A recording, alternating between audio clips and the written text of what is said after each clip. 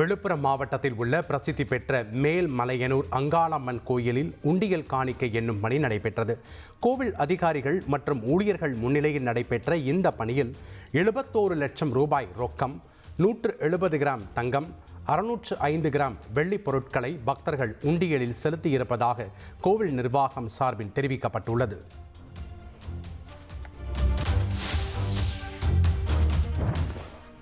திருப்பூரில் வடமாநில தொழிலாளியின் 1 வயது பெண் குழந்தை குப்பை தொட்டியில் தவறி விழுந்து பரிதாபமாக உயிரிழந்தது. வீரபாண்டியில் உள்ள டையிங் ஆலையில் பணியாற்றி வருபவர் ரமேஷ்குமார், இவரது மனைவி காஜல், இவர்களது பெண் குழந்தை மகி வீட்டருகில் விளையாடி உள்ளது. திடீரென அந்த குழந்தை காணாமல் போன நிலையில் தாய் காஜல் தேடி உள்ளார். அப்போது அருகில் உள்ள குப்பை தொட்டியில் குழந்தை கிடந்துள்ளது. குழந்தையை பரிசோதித்த மருத்துவர்கள் ஏற்கனவே இறந்துவிட்டதாக கூறிய நிலையில் போலீசார் விசாரணை மேற்கொண்டு வருகின்றனர்.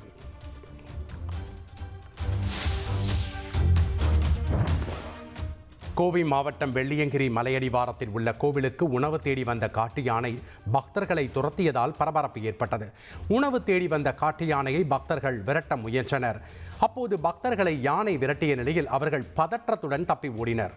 தகவலறிந்து சம்பவ இடத்திற்கு வந்த வனத்துறையினர் யானையை வனப்பகுதிக்குள் விரட்டினர்.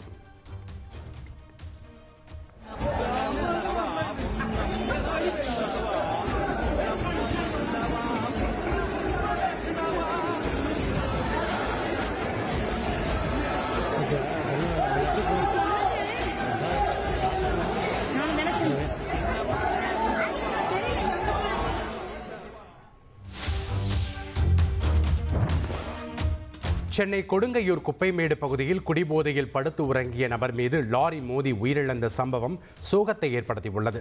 இதில் உயிரிழந்தவர் கொடுங்கையூர் எழில் நகரைச் சேர்ந்த விஜயகுமார். தனது மனைவி பிரிந்து சென்ற நிலையில் தனது மகன் மற்றும் தாயுடன் வசித்து வந்த இவர் குப்பைகளை பிரித்து பழைய இரும்பு கடையில் கொடுத்து பணம் சம்பாதித்து வந்ததாக கூறப்படுகிறது. மதுபோதையில் குப்பைமேடு பகுதியில் வந்து உறங்கிய இவரின் மீது லாரி ஏறியதில் சம்பவ இடத்திலேயே அவர் உடல் நசுங்கி உயிரிழந்தார். மறுநாள் அக்கம் பக்கத்தினர் அளித்த தகவலின்படி சம்பவ இடத்தில் போலீசார் உடலை கைப்பற்றினர். இதுகுறித்து வழக்கு பதிவு செய்த போலீசார் அந்த பகுதியில் உள்ள சிசிடிவி கேமராக்களை ஆய்வு செய்து வருகின்றனர்.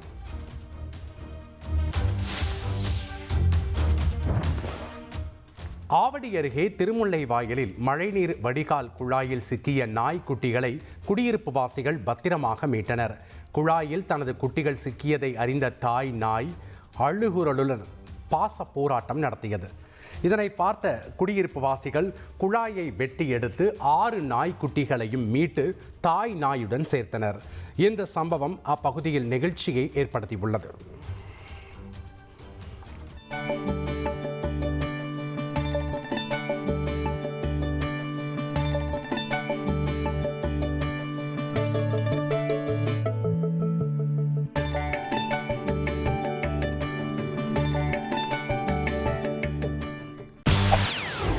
செய்திகளை உடனுக்குடன் தெரிந்து கொள்ள உடனே சப்ஸ்கிரைப் பண்ணுங்க.